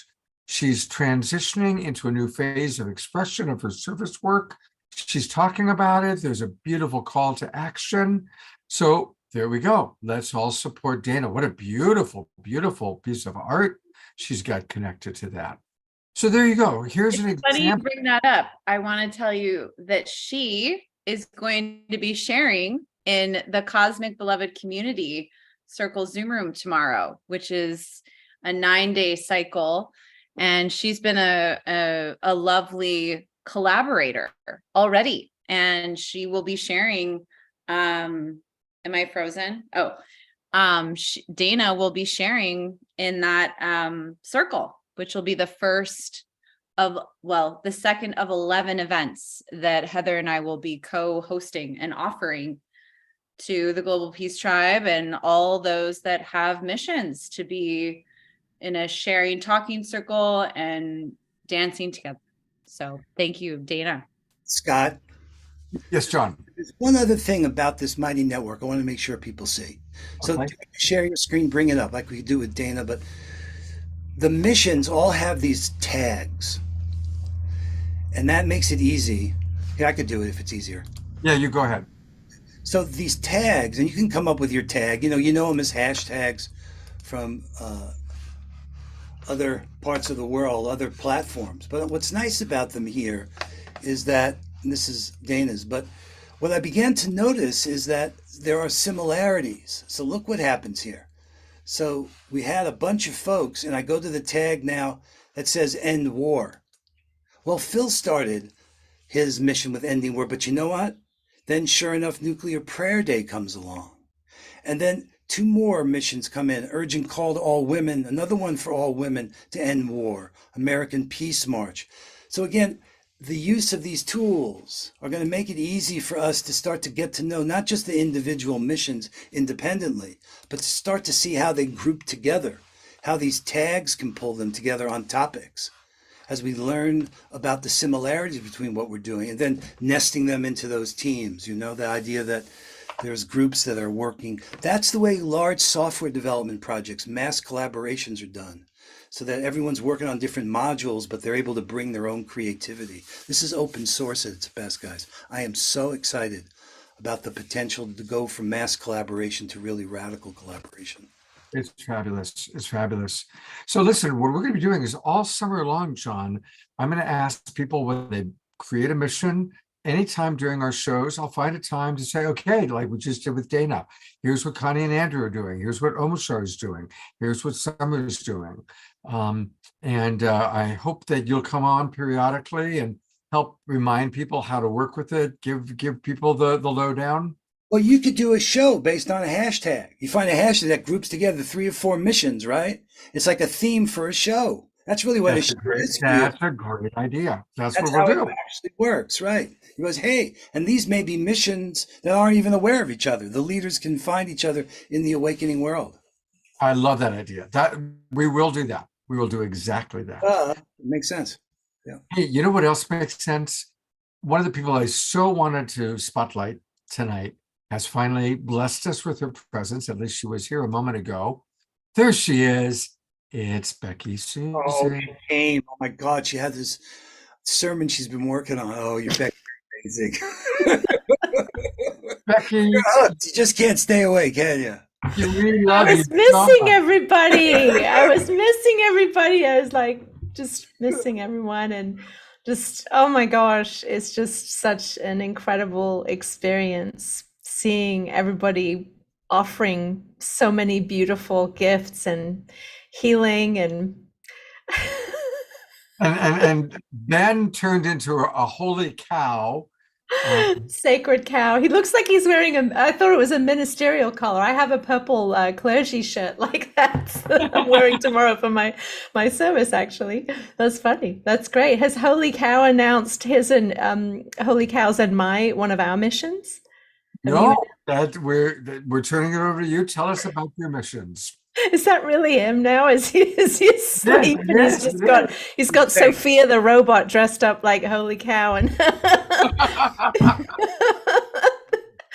well, one of our missions is to inspire people to go vegan for good for 99 days, to experiment with removing animal products, holy cows, out of our diet, replacing milk cream, right, dairy cream with almond cream, or there's some really amazing blends.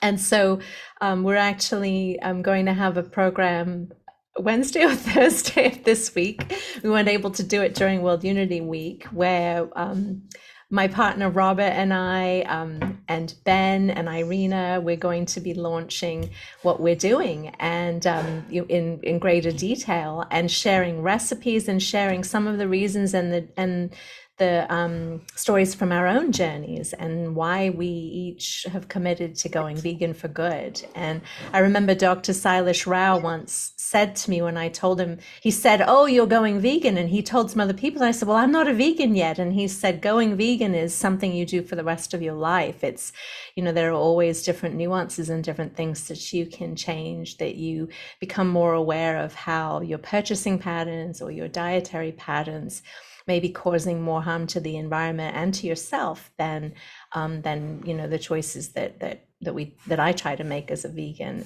Anyway, it's about being vegan joyfully and eating delicious food as well. And I'm really love challenging Robert. He and I challenge each other to convert different recipes to vegan and gluten-free. But I love the missions. I love this layer because it gives us an ability to not only hold a vision and a mission for ourselves, but to see how we can contribute to each other's missions and open up our own hearts and hands in exploration of how we can be, weave that into our daily routines and things. So this is one that we hope that will be curious to people. And I love what John said when we shared this with him. He said, he wants to try and do many days, he wants to experiment with it too. And so invite you to Summer Joy. And so yeah, I want to turn over to Summer Joy just for a minute because it's 8:00. We're almost done here. We've got about 5 minutes left, or 7 minutes. But Summer, tell everybody about what you're going to be doing, and then we're all going to direct attention over to you as soon as we finish, which is in a few minutes. Bring your fabulous vegan or not vegan self to the dance floor. It's an after World Unity Week dance party that's just been kind of inspired over these last couple of days of how to end and transition into the 9th day of the 99 days in a big, beautiful way. So it's going to be the first 99 minutes of the 24-hour dance that we did in the Cosmic Beloved Community Circle Room last week. So come on in and, be you, whatever that is, as a holy cow or whatever it is, as we have a lot to celebrate and honor this And evening. so Zoom roomers, all of us, we've put the link into the chat box. For those of you watching on Facebook, there's still time. Join Global Peace Tribe, get the links for the next 4 months, and you'll be able to see the link to where we're all going to go, because we're going to all dance with Summer in a few minutes. All right. Becky is amazing. We all love Becky. And I was chatting with her about World Unity Week stuff.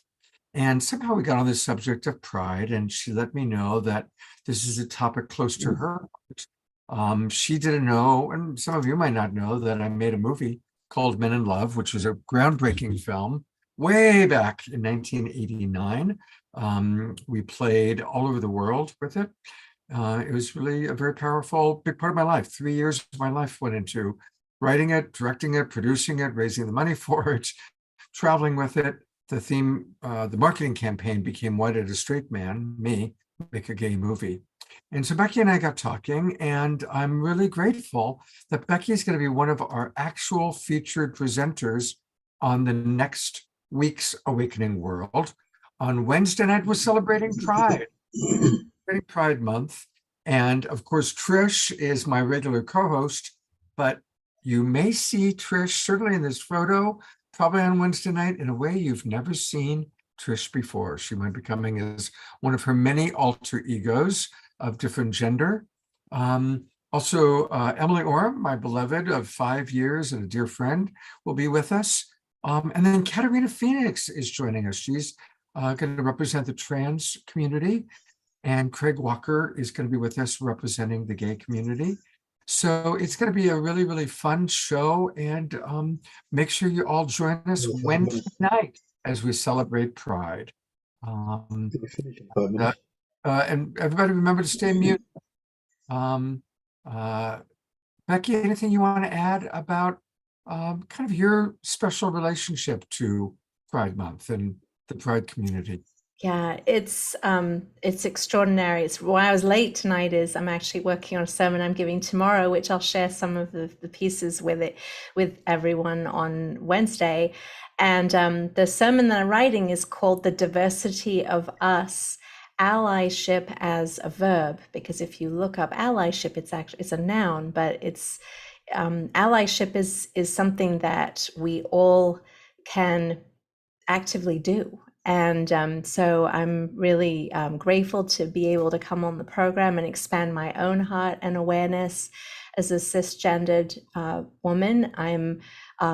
I aspire to be a staunch ally for equality, for everyone's right to love who they love and to be who they are, and to affirm people with the assignments and the labels that feel good to people. And so I'm really grateful for your program that you're doing, Scott. And I have my Pride frame on right now, and I think it can come through that we all could switch that on for Wednesday night. And so just send so much gratitude to Global Peace Tribe for all that you're doing in support of expanding all of our understanding as well, and compassion. Thank you, Scott.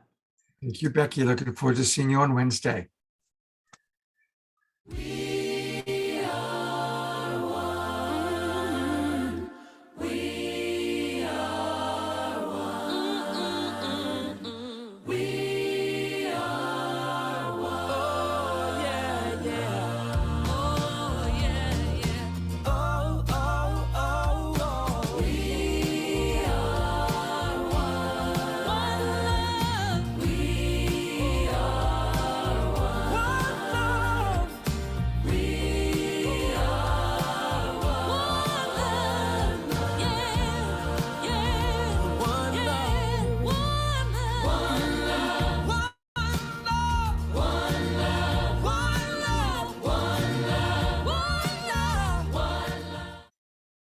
Absolutely. Welcome to, we're almost done, our Global Peace Tribe announcements. And really the most important announcement is it's time to register. The Zoom room links that you've been using, tomorrow is the last day. And then we will be going to the new season next week. So it's really, really important to register. And I want to really ask people to register at the $75 level or higher, and then you can bring on guests. If you register at the level, you can actually invite up to 2 other guests that will also get subscriptions for the whole summer. Some are up here up north, winter down south. Basically, our season goes from July through the end of September. And we're going to do some different things for this next season. We're going to have a regular meditation program for people to tune in on a regular basis, possibly even daily. We're talking with the Twin Ray community about some exciting developments, and you'll be hearing all about that over the next couple of weeks. And as always, we have a lot of great shows planned, collaborating with all of your favorites. We'll be collaborating with Larissa Stowe, Kristen Hoffman, Tangela, and Eden Amadora. And those are all just some of the people that I'm collaborating with in July. We're going to be doing some really good shows. So make sure you register now. Again, go to globalpeacetribe.com, globalpeacetribe.com, click register for the new season. That'll take you to the registration page. And I've also put that link into the chat box. Also a reminder that we are doing big events now. We've had a couple of retreats. We're planning some more retreats. And when you register, you get the links to all of our Zoom rooms. Plus, you're going to get the email that I send out every Monday that's got the replays of the previous week. So you can go back and watch the shows that you might have missed or show them again. And again, thank you everybody who has registered. I really, really appreciate it. So thank you. I love a Global Peace Tribe. Also, one last thought about tomorrow, a reminder that we are bringing back Kalina, who is a remarkable healer. And Omar Sharp will be with us, so we'll have a couple more Omar Sharp songs tomorrow. And Tangela will be with us. But really, it's going to be pretty much Kalina providing healing for right there on Zoom. She does it from her home to your home. So join us tomorrow. That's the Sacred Sunday Show, 10 o'clock in the morning, Pacific time, 1 o'clock in the afternoon. I'm going to bring back some of our wonderful guests who were with us. Uncle Bunna, what a pleasure to meet him, huh? And of course, John Raymer. Kurt Johnson is still with us. Thank you, Kurt, for all that you do. I think the Holy Cow is still with us. There's Connie. She's replaced Andrew, who was on earlier in the show. They're kind of interchangeable, I guess. And there's the Holy Cow. Where'd Uncle Bunna go? There's Uncle Bunna. And let's go find John. All right. So we are all going to head over now to dance with Summer Joy. So let's put that link in one more time. John, anything you want to say about what Summer's going to be doing? Or Ben, any last words? She's amazing. I have to tell you that, but it's true. And dancing with her will bring you joy. And it's so uplifting. What a celebration. That's the first hour. That's the first 99 minutes she did. That's what we're going to hear. She Beautiful. lovingly put those together. All right. So I'm putting the link in. So you guys all go. Well, I can't copy. I have to copy the whole thing. So hold on. I'm putting it back into the chat box one more time. Whoops, wrong one. Great show, Scott. Great show. Amazing. Amazing to see everybody as it begins, so it ends with Summer Joy dancing. Connie and Andrew, I'm excited about your movie. There's so much goodness here. We love the Global Peace Tribe. Thank you. Thank you, everybody, for being here. Dr. Johnson, you're the best. Brother John, love it. And Uncle Bunna, deep respect to you. Deep respect to you, Uncle. Thank you for your beautiful song. Blessed. Blessed is our family. Absolutely. All right, I've put the Zoom room in. So everybody go ahead and click over there. It's right there in the chat box. It says Sign Network Zoom US. Click and goodbye, Ben. Goodbye, Holy Cow. Goodbye, everybody. I want you to all click over. Let's all head over to Summer Joy. I will see you there. Uncle Bunna, God bless you. Thank you so much. All right, guys, I'm going to close this out and head over to Summer Joy.